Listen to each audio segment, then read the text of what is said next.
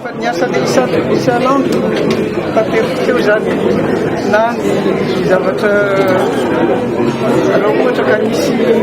tsy mety amin'ny asa ataon'ny administration raha volazaiko teo dia reny zany raisiko tsirairay le dossier tonga any aminay zay fitarenany io na tonga any aminay ka tena tenenina be dia mba mpalalaka ny administration ny fandraisana olona zay teneniko farany tokony atahotra an'le administration le tsika hoe ataoko hoe le vahoaka fa mba afaka manatona mba fandraisana anazy amin'izay mba atao hoe falazan'olona misy falazana ary misy fitiavana anamoramora ny fiainan'le olona le fanamoranan'le asan'le fanamoranan'le asa tokony tanterahana zay ay araka nylazaiko teo be lehibe io zany fitarenana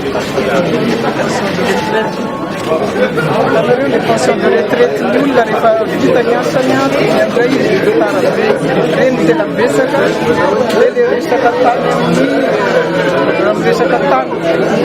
dia ny fahatelo resaka tany miodikotiny amin'ny pension ihany zany da fandraisan'olona pension tany amin'ny